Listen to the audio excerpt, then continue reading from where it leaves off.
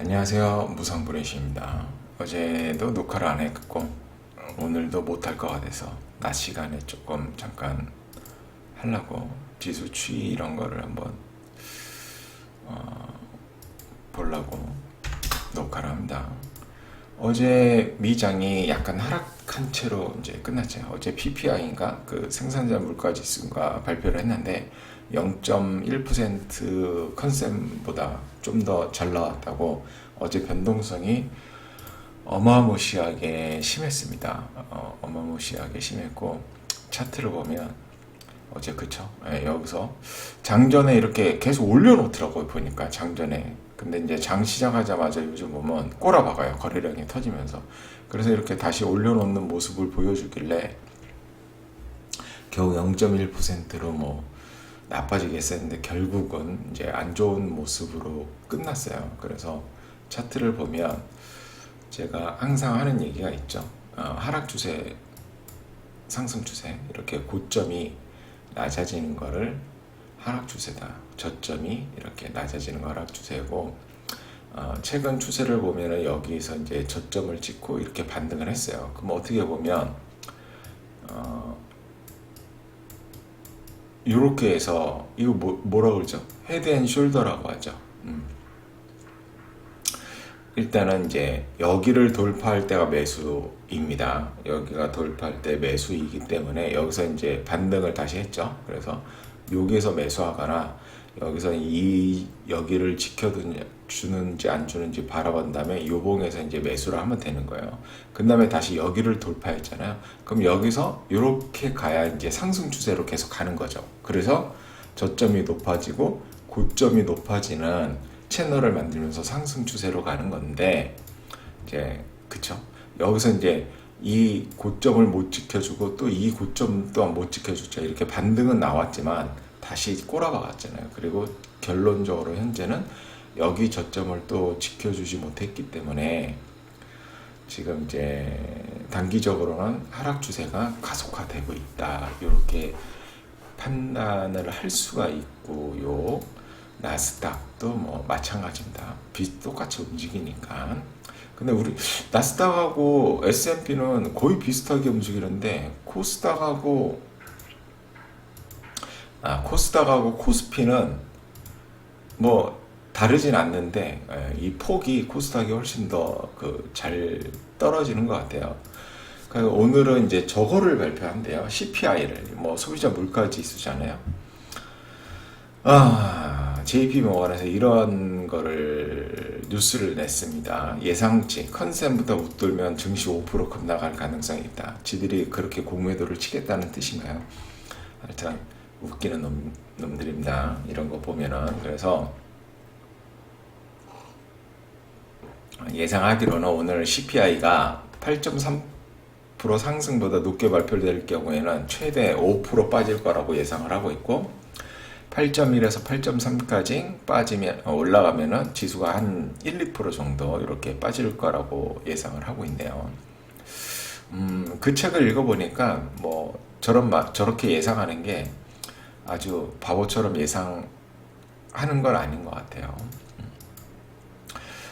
코스피도 마찬가지로 여기가 이제 중요한 저점입니다. 저점에서 이렇게 들어주잖아요. 들어주면 웬만하면 여기까지 안 내려오고 요 위에서 웬만하면 21선 위에서 이렇게 아니면 21선을 살짝 깼다가 이렇게 반등해서 가면 이제 쌍바닥 패턴으로 해서 좋아요. 예, 잘 갈 수가 있는데 이렇게 이전 저점까지 근처까지 내려온다는 거는 힘이 굉장히 약하다는 뜻이에요. 예, 약하다는 뜻인데 하여튼 깼습니다. 깨면은 이거를 이제 트랩으로 볼 수도 있어요. 깬 다음에 바로 이렇게 올라가면 돼요. 그래서 여기를 돌파하면 코로나 반등이 나오는 거거든요. 근데 뭐 그런 거를 지금 예상하는 거는 말도 안 되는 소리고 지금 보면은 미국 지수는 여기 저점마저 다 깼는데 코스피는 안 깼어요. 이 안 깬 이유가 뭐냐면 얘 둘 때문에 그런 것 같아요. 얘 둘 때문에 한이가고 삼성전자 때문에 그러는데 잘 이해가 안 가요, 지금. 미국 그 어제 SOXL 그 반도체 세배 지수 그것도 최근에 급락하면서 어제도 3% 빠졌고, 반도체 섹터 자체가 빠지고 있거든요, 미국도. 근데 우리나라 코스피에서 얘 둘을 정말 미친 듯이 삽니다. 예, 왜 사는지를 모르겠어요, 사실. 뭐, 쥐들 돈이 있으니까 사긴 하는 건데, 도대체 왜 사는 건지 모르겠어요. 그래서 이제 코스피 지수가 지금 이 밑에 와 있어야 되는데, 위에 있는 걸로 보여집니다. 보여지고, 이제 반등이 세게 나오면 제가 그랬죠. 21선까지는 갔다가 이제 맞고 떨어질 건데, 21선까지는 가지도 못하고 다시 지금 5일선 아래에 있는 상태예요. 그래서 지금 현재 122평, 62평, 22평, 12평, 52평 모두 하락 추세이죠. 네, 역배이른 상태입니다. 그래서 시장이 당분간 좋을 리가 없다. 네, 당분간 좋을 리가 없다. 그렇게 판단을 내려볼 수가 있죠. 네, 당분간은 좋을 리가 없다.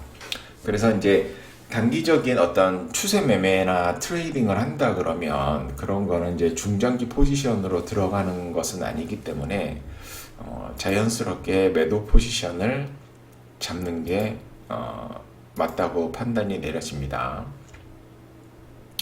그리고 제가 뭐 요즘 좀 심적으로 타격 입은 게 있어서 뭐 원래 뭐 똑똑하지도 않지만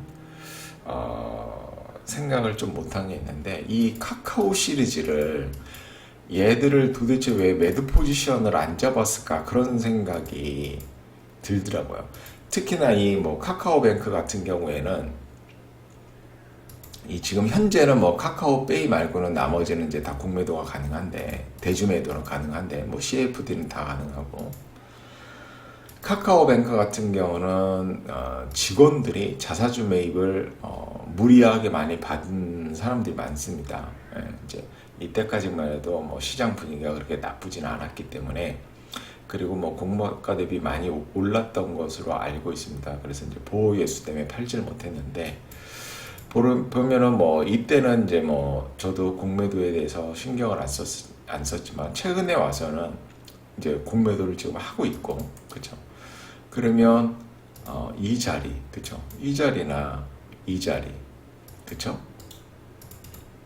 요거 빼고 할게요. 네.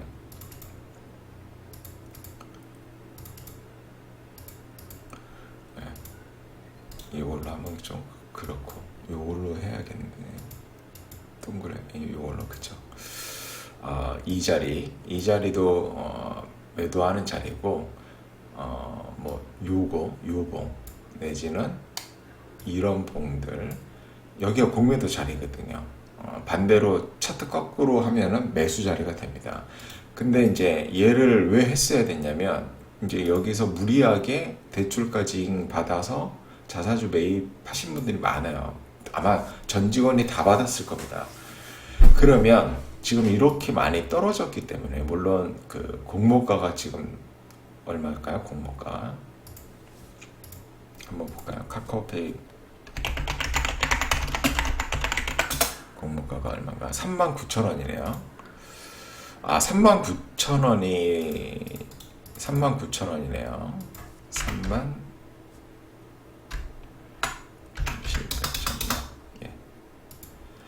여기가 본전이에요. 그쵸? 본전이니까 지금 여기서부터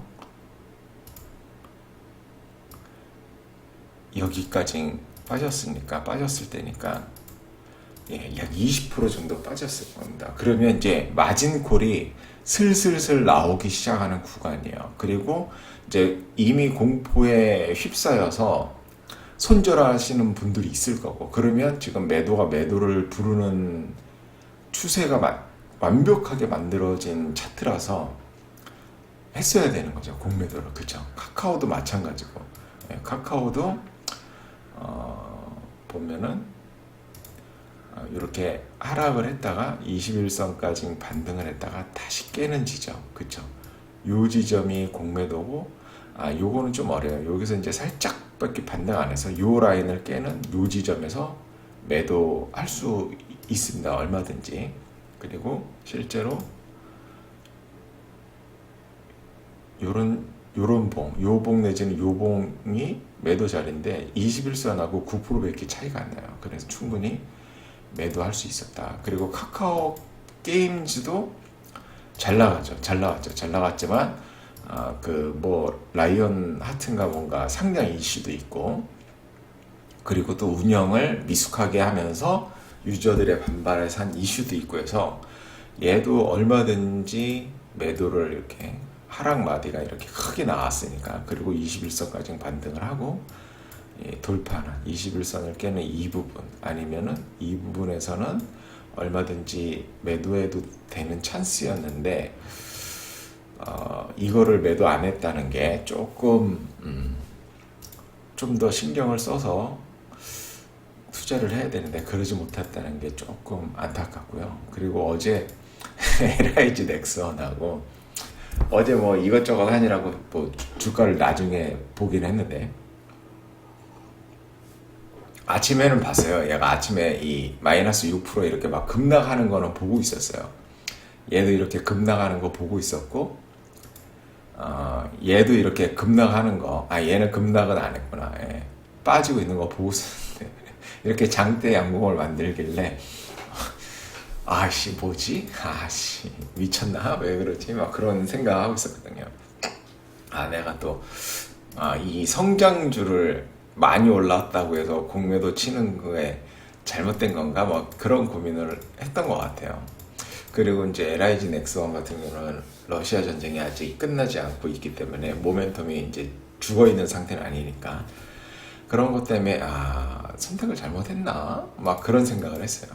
그런 생각을 하고 LG 엔솔도 여기서 공매도를 할까 말까 했는데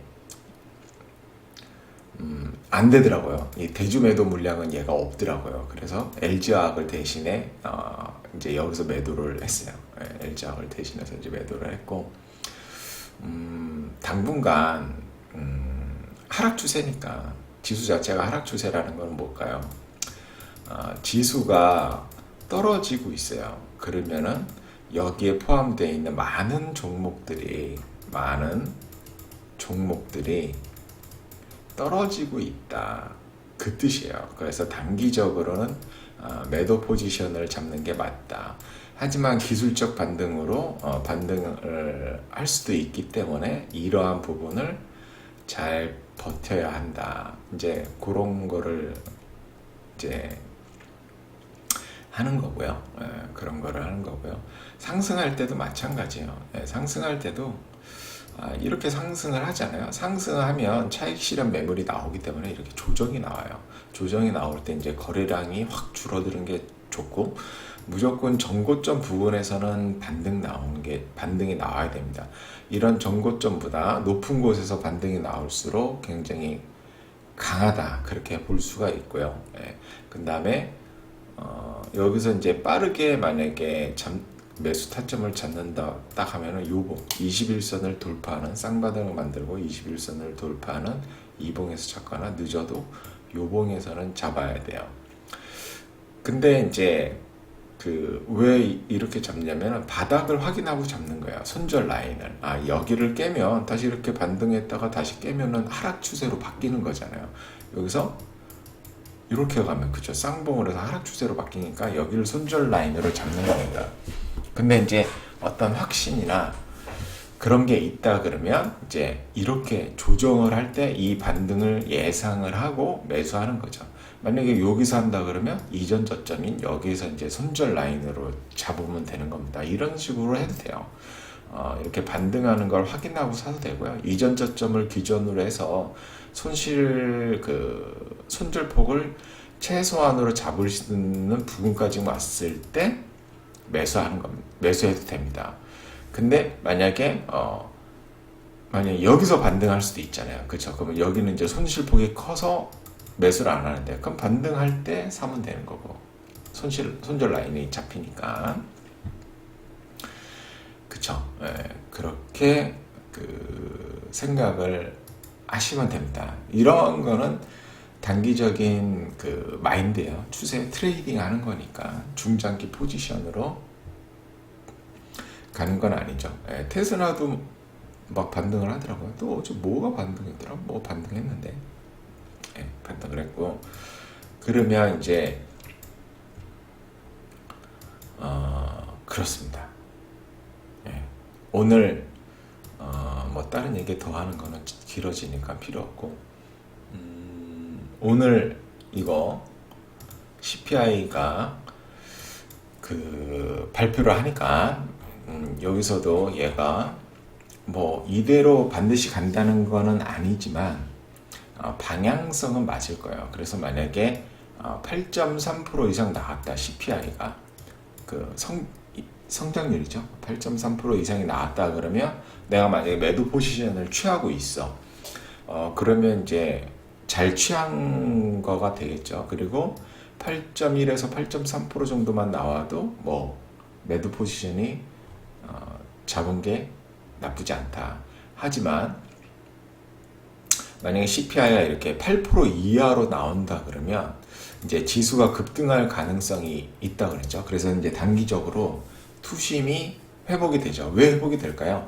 이제 인플레가 꺾이니까 연준이 금리 인상을 멈추고 양적 긴축도 멈출 것이다. 이런 예상을 해서 투심이 살아나서 베팅을 하게 되는 거거든요.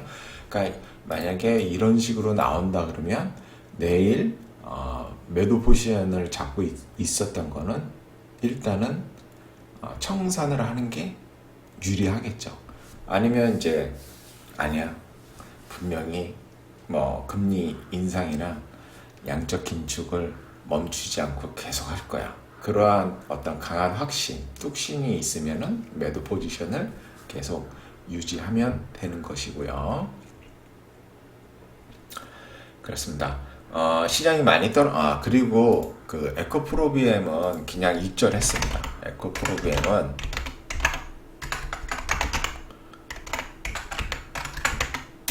그냥 익절을 했어요. 여기서 반등을 할 때 그냥 익절을 했어요. 왜냐하면 저는 에코프로비엠에 대해서는 이제 잘 알거든요. 공부를 예전에 많이 해서. 그래서 어떤 그 양극재 하이니켈 양극재 강자잖아요. 그리고 SK 이노베이션하고 SDI를 고객사로 갖고 있기 때문에 오히려 매수로 떨어질 때마다 얘는 매수로 가져가는 게 맞지 않나 그런 생각이 들더라고요. 그래서 얘는 그냥 약익절로 끝냈습니다. 약익절로 끝냈고, 그리고 이제 시장이 이렇게 떨어지고 있어서 이제 고민이 많이 있으실 건데 굉장히 좋은 기회입니다. 이제 추세 매매를 하면 매도 포지션을 잡고 있는 게 맞는 거고, 내가 가치 투자자 입장이라 그러면 이렇게 KG 이니시스를 보세요. 지금 10년 차트를 보면 바닥 수준에 와 있어요. 이게 무슨 뜻인가요? 무지하게 싸다는 뜻입니다. 지금 현재. 하지만 제가 누누이 이전 강의에서도 말씀드렸지만 저평가 이꼬로 주가 상승으로 생각하면 절대로 안 됩니다. 그게 아니에요. 일단 굉장히 싸게 거래되고 있다, 이렇게 판단이 내려지고요.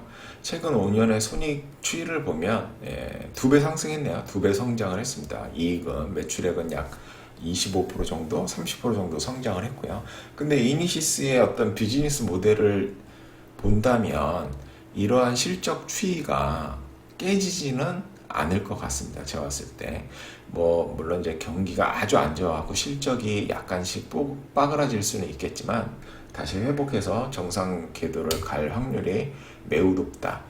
그리고 이제 ROE를 보면 굉장히 높아요. 두 자릿수 중후반대 ROE가 나오는데, 이거는 이제 부채 레버리지가 좀 있기 때문에 이렇게 높게 나오는 거고, 제가 봤을 때는 5에서 10% 정도 사이로는 앞으로도 계속 찍을 수 있는 그런 비즈니스를 갖고 있지 않을까, 그런 생각이 듭니다. 그리고 배당도 꾸준히 하고 있고, 현재 뭐 배당 수익률이 한 몇 프로 정도 되냐면요.